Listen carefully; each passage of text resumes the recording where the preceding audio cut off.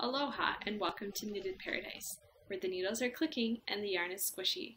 My name is Lucia and you can find me on Ravelry and Instagram as Pearl of the Pacific.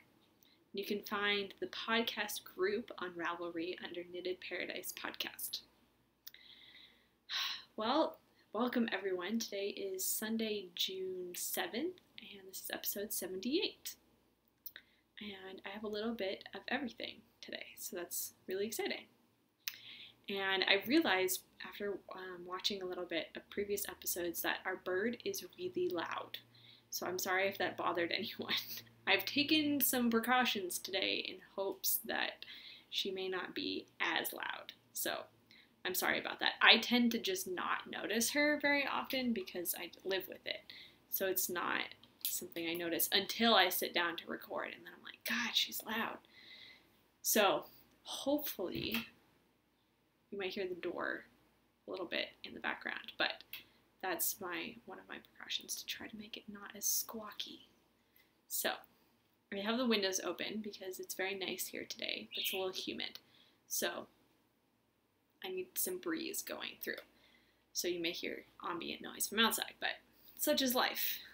All right, so blow the conch out. We have the June-July sock knit along going on in the group, and we've already had some people post some pictures of finished socks, which is really exciting.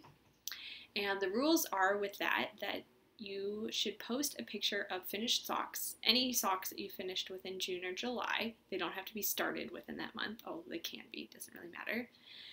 But if you knit my new sock pattern, which is the white sandy beach socks, then you get 2 entries. So that's cool. The one thing I would tell you about that is that post the 2 photos in 2 separate posts, because I'm going to be pulling for the winners via post number. So in order to get 2 entries, you need 2 different posts. And you can enter as many socks as you like, but you can only enter the same sock twice if it's the white sandy beach socks. So I hope that makes sense. If you have any questions, let me know. All right, let's get to On the Island. I have just a few things. I have my Where is Wenda socks, which have gotten just a few stripes done. And ta-da, they're getting really tall. These are out of Stray Cat Yarns, just her sock, stripy sock, and the contrasting, or the complementary heel and toe, rather. It's also one that she does. Where's the tag in here? I had it in here earlier. There it is.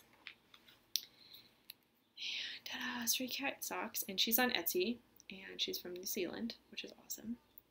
And her yarn is lovely. Ta-da! And I still have quite a bit of yarn left, so I'm going to keep going and going and going. These are just plain stockinette socks. They have the same heel and toe that the white sandy beach socks do, so it's kind of my standard heel and toe. And yeah, I tried them on the other night because I was hoping that I was a lot closer to my knee than I thought, and they're not as close as I want them to be. So I'm just going to keep going and going and going. So, ta-da! Those are kind of my boring take long socks. That is not working very well. I'm going to see if I can fix that. Hold on. Okay, I'm back. I've decided just to leave that door open because the banging was bothering me. So hopefully she won't squawk too loudly. All right, well, let's continue with the On the Island. I have socks for my uncle, which I have picked a pattern, or slightly loosely based it on this pattern, which is John Huston, The Tarnished Hero by Rachel Coopey. And she does hers top down. Of course, I'm doing mine toe up. And it's mostly ribbed with this kind of chevron up the side. And it's quite cool. I'm just kind of lightly basing my pattern off hers. I've switched the direction of the chevron. I've changed how they're done because I'm doing them toe up, and so it doesn't work the same way. So they're just kind of loosely based on that idea of having kind of a chevron-y thing running up the side. So it's close enough. And the yarn is the Cyborg's Craft Room in Assockilate in the Distressed colorway. and I really like how they're turning out. And they're knitting up quite quickly, which is also good. And yeah, so those are going to be kind of my take-along project for the week, and they should get done very soon. So yay, those will be done before my parents get here, which is good because they're going to take them to my uncle. It's a lot easier since they happen to be going that way. All right, and the last thing I have is my Leventry shawl, and I took a poll last week for which yarn I should use, and thank you all for voting. And the winner was the pair of Leading Men Fiber Arts. I also put my vote in there, which was for these two, and so it may be a little biased, but you know, I did follow the poll, so thank you. And this is Leading Men Fiber Arts Showstopper in dipping sauce, or Dippin sauce. So this is like a nice, this is a lighter version than sometimes it comes out, but it's a nice mustardy yellow. And this is a director's interpretation of their colorway of the month for last month, which was OMG Squee, which was a bright rainbow. And this one has white in between the colors, whereas the one that they put out as their monthly colorway did not have white, so it's a little different. I like it with the white. That's just my personal thing. So I love how these two are knitting up, and this is what it looks like so far. Ta-da! It's quite fun, quite easy. So, ta-da! It's not terribly exciting yet, but the colors are really fun. I like how they're knitting up. So, yay for that. It's very simple, and ta-da! Something exciting is going on outside. All right.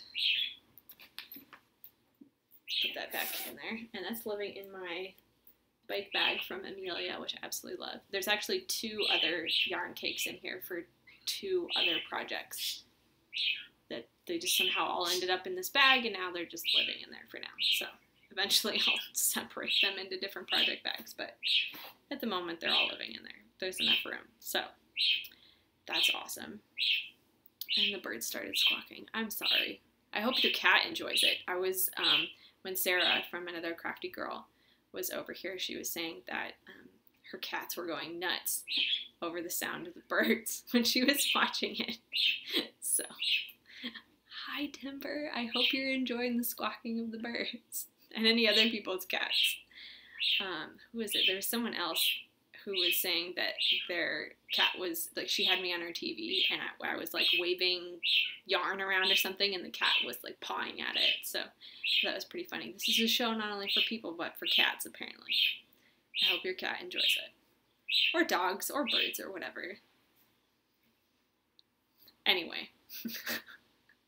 Such is life with the bird. I tend to not notice her talking until I sit down to podcast, because I live with it, so I'm like, it doesn't really, like, it doesn't occur to me that she's loud until I sit down to record or talk on the phone or something, and someone's like, your bird's really loud, so I'm sorry. I don't notice it. All right, next. Set sail. I have something. I was wearing it earlier, but it got too warm and humid, so I took it off. And it is my Bigger on the Inside shawl by Kate Atherley out of Dragonfly Fibers Damsel in Blue Velvet. Yes, I can remember all that. I cheated. I have it written down on the show notes right next to me. So, this is the shawl, and the only modification I made was I did one extra increase on the lace portion, and then obviously one extra decrease, and that got me one extra TARDIS, which I think comes to 17 TARDISes. I'm not going to sit here and count. It's a lot of TARDISes. It's very long. It's just longer than my wingspan, which is my height, so it's just longer than 5'3" and a quarter, half on a really good day. I am not terribly tall. Anyway, so I really love how it turned out. I got lots of compliments today. Most people just love the color. It's a really beautiful color. So, I'm very excited about this. I plan on wearing it at Gen Con this year with my TARDIS socks. So, I'm going to be all knitwear TARDIS blinged out. It'll be fun. So, It's really long. I kind of wrap it around twice, but I would do it, but it's really humid. I'm just not gonna go there. So I really like how this turned out, and yay, it's done. It's off the needles, which is good because I needed that size for the Leventry shawl.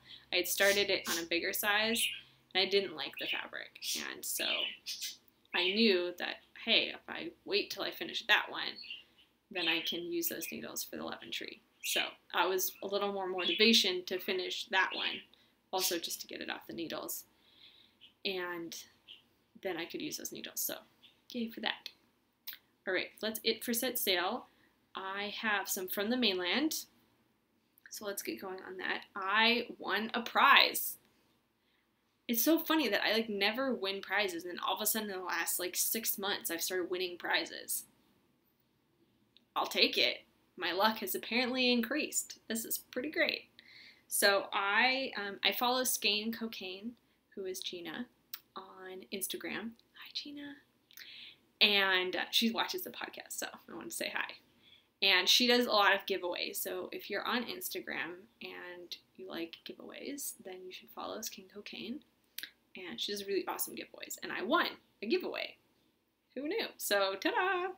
So I got it in the mail yesterday, and ta-da! It also came with a lollipop and some tea, which if it wasn't so hot, I would be drinking right now. But I'd rather be drinking lemonade to see what we have in the fridge later. Anyway, you want to see some yarn, right? All right, hold on 1 second. Here we go. So it is from Big Bad Wool, and the yarn is called Wee Paka, which I think is super cute. I'm trying to get all the labels arranged. Big Bad Wool, and it is 50% washable merino and 50% baby alpaca. So ta-da! And I won 3 generous skeins here. Let's see what this is. Ashes, just a nice gray color. This is raw white. Nice, just neutral, kind of natural color, which I love in wool. And this is called fried egg. This is pretty much the color of the yolk of an egg when you cook it. It's a little bit brighter than that, but ta-da! And they came with a pattern, actually, for some baby hats. Got a little mushed in the mail, but that's fine. It still works. So, ta-da! So it has enough for 2 baby hats. So I will probably make 2 baby hats and send them off to people who have babies, because I don't have a baby. I have a cat, but he's not going to wear these things at all. These would match his colors, but no. I don't dress my cat up. I did when I was younger. I had a cat who loved being dressed up, but he would put up with it just for every, for like half an hour, and we'd put him in all sorts of crazy things, like doll clothes and I don't even know what. And then at a certain point, he would just be done, and he would just let us know, like by start, wriggling, and we just undress him, and he would go on his way, and it was a pretty good deal.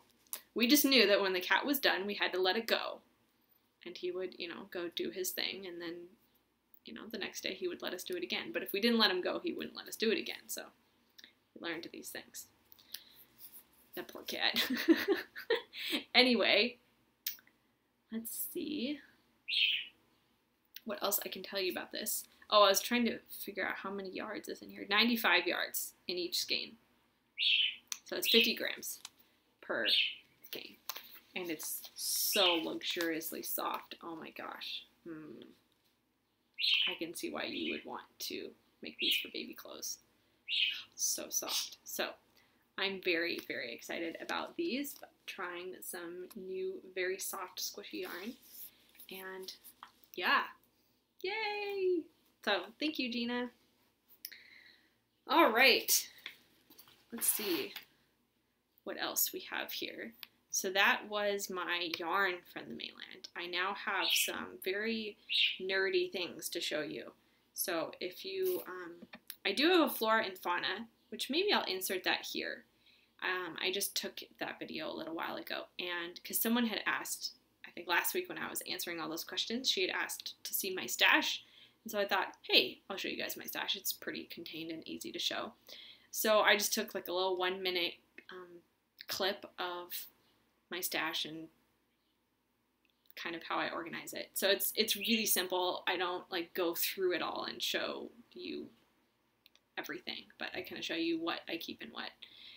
And so I'll insert that here to kind of keep all of the yarny stuff together.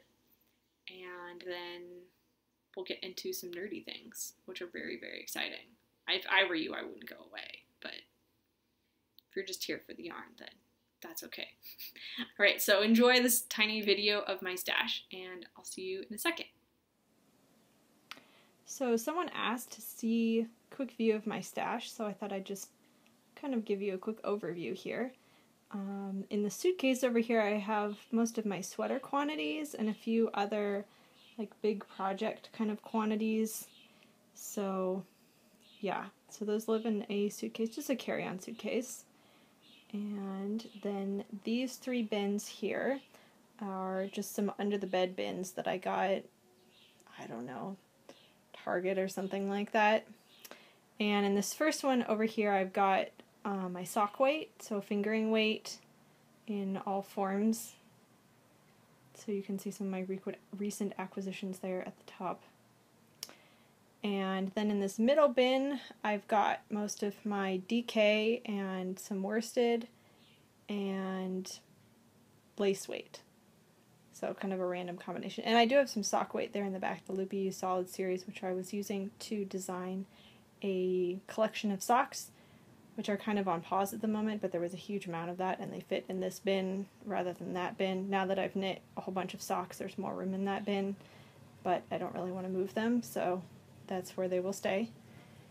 And this last bin over here is the one where I keep my cotton, some of my worsted, just some kind of random scraps. There are some bigger project things in here. Ones that I don't need to access very often just because they're tucked the farthest under the bed. And so yeah, this is my entire stash, pretty much, other than what I'm knitting on, which is in a tower of project bags on the other side of the room. So I'm not going to go through every bit of it because that would just be really long and boring, but just so you all can see what I've got. So sorry for the shaky camera. I'm not, it's not propped up like I normally have it for the podcast. So I hope you all enjoy. Bye. All right, well, welcome back. I hope you enjoyed that small little video of my stash. You can see it's not very big, but I enjoy it very much. So, all right, let's jump into some nerdy things. So I bought some very nerdy things this week. And it all started because last week my husband and I were talking about Gen Con, and I forget how this even came up, but he suggested, you know, you should put together a Batgirl costume. Just out of the blue, he said this. I was like, okay. I really didn't know a whole lot about Batgirl. I knew that she existed, but I really didn't know very much. And I was like, oh, what does her costume look like? She has long red hair. Check. She wears if you're into comic books and stuff, you'll probably already know this, but she wears like a skin-tight catsuit. It's one bodysuit, catsuit. I don't really know what they're called, but anyway. And she's got the bat symbol, and she has a cape, and she's got a cowl, and some boots that look pretty fun. I was like, oh, I could do that. That sounds fun. Tramping around in a catsuit and boots. And a cape. I've always wanted a cape. This is the most exciting part. So, so then, of course, I had to do some research about Batgirl, because if you're going to cosplay someone, you have to know who they are. It kind of makes sense. And the more I read about Batgirl, I'm like, oh yeah, I can get into this. So, alright. So I wanted to show you some cool things, which of course I've now buried under other things. Where did it go? So my husband got me this week. Ta-da! It is a Lego Batgirl keychain. So that's pretty exciting. That's going to go on my keys as kind of one of my inspirations. And I think this is the newer Batgirl, but the newer Batgirl she doesn't have a purple cape. So I don't know what era this is from. It's kind of a mix of eras, I think. I don't know where the purple cape from. came from. I might have to change her. Well, I can't because it's a keychain, but I might have to get like another minifig and change her cape. But anyway, that gives you kind of an idea. This is the Lego version, but she wears a cowl, and then her hair sticks out the back. So unlike Batman's that covers his whole head, hers just covers kind of half her face and lets her hair stick out the back. So that's very fun. And the other thing I got for research was, of course, some Batgirl comics, because what do you do when you need to do some research about a comic book character? You go to the comic book store down the street from where you work and get some comics. So that's what I did. I went in and I told the guy, I'd never been in there. I worked down the street. I don't know why. I just never had a reason to go in there. The guy was super nice. And it's called Comics Gallery, if you're interested. And he has tons of comics. Anyway, so I went in and I said, I need some Batgirl comics, because if I'm going to cosplay Batgirl, I need to do some research. So he gave me this first one, and he said, you know, go home and read this, and then if you want the rest, I have the rest of the kind of series up until this point. And this is the new, kind of the new story that just came out in January. And it's, the New 52 is kind of the new series. I won't explain it to you because it's kind of complicated. My husband explained it to me at one point, and I don't know if I can repeat it in some sort of coherent fashion. So anyway, that's why it says the New 52 over here. But this is the new Batgirl. And I'm not going to be cosplaying this version of Batgirl. I'm going to be cosplaying an earlier version of Batgirl. So, but I may kind of incorporate some of the aspects of her costume. So we'll see. And so 35 was the first one, and it came out in January. And then 40 was the one that just came out in May. So the June one hasn't come out yet. So I got the whole story up until this point. And 35 through 40 it kind of wraps up one story. I mean, there's still an overall story arc that continues, obviously. But there's kind of like individual villains in each of them, but there's kind of like this overall villain that you kind of find out about. I guess I should be going this way. Kind of find out about in the beginning, and then it kind of comes to an end here in 40. So it's kind of a satisfying thing. I'm like, okay, I can sit here and wait for the next story. So I still want to find out what happens next, obviously, and I will be getting the rest of these, but these are pretty great. So, ta-da! So I got those. And I'm looking for places to put them here. I'm kind of like, it starts all in a pile, and then it kind of spreads out here on the floor. And I went in there, and of course, what Doctor Who fan can walk past this and not get it? So what did I do? I got this. And this is a whole, it's in a plastic thing, so I'm sorry if it's super glary, of stories that are not from the show. They're separate, which I did ask about, because I was like, I don't want to buy a comic book of, you know, a show that I can just go watch, but they're separate stories, but they're complementary. And these were for the 11th Doctor, and they had some for the 10th and 9th. Anyway, this is one of my favorite pictures of the Doctor. I love this. I think it captures him so well, of this particular regeneration of the Doctor. So I'm very excited to read these. It's like I get the whole story. I think I'm missing one in the middle there, but it's kind of like the whole story. So that's exciting. I haven't taken out of the plastic yet, just because I haven't read it yet, but I will. I don't buy these to look at. I buy them to read them. So those were some of the nerdy things. So after doing lots and lots of research on Google Images, of course, there's been tons of Google image searches about Batgirl. I found some boots on Amazon that I'm going to get, and I found a place to get a catsuit, and I think I may have found a place to get gloves. I'm going to make the cowl, because either you can pay like an arm and a leg to get one like custom molded to your face, or you can make it. So that's what I'm going to do. Or you can buy like the really cheap plastic ones, but I was like, no, I'm going to make this. So I've seen a lot of people make them out of duct tape and then just kind of spray paint them a matte black. So that's probably what I'm going to do. We'll see. Paper mache was also an option, but I'm like, that just seems really rigid. I'm like, I want something more flexible. I if I'm going to put this over my head. So, yay. And then today I went to the fabric store to get some material for the cape, which is the most exciting thing. And I think I got some things that were spot on. So I got, sorry, cat interruption there. So I got some gold satin for the inside of the cape and possibly other things on the costume. I'm not entirely sure, but it's a little bit stretchy, which is nice. And it's not bright yellow, it's a little bit golden. It's really hard to show because it's shiny, but I'm really excited about that. And then for the outside of the cape, I got this kind of leather looking stuff.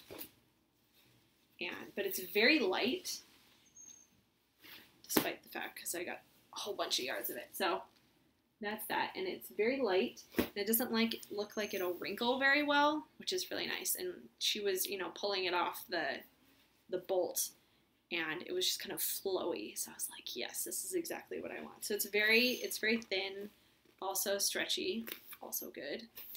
So yeah, I'm not a sewer, so this is going to be an adventure.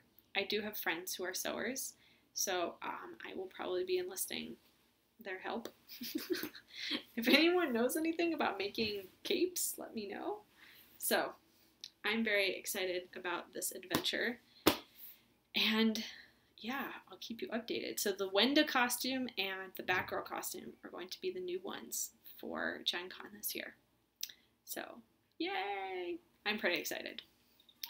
So yeah, so I've got some time to put this together. That's really the nicest thing. So I can kind of take my time and get things exactly how I want them and not have to spend too much money on it. So I'm not looking to put together like the perfect costume. I'm looking to put together something that looks nice and is mostly accurate, but still comfortable and usable. Because I'm not going to wear a costume that's not comfortable. Like, that's just not practical. Like, I'm not wearing something uncomfortable.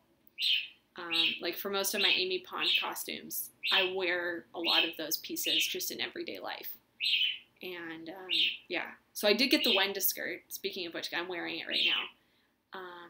And it's very comfortable. I'm just trying it out.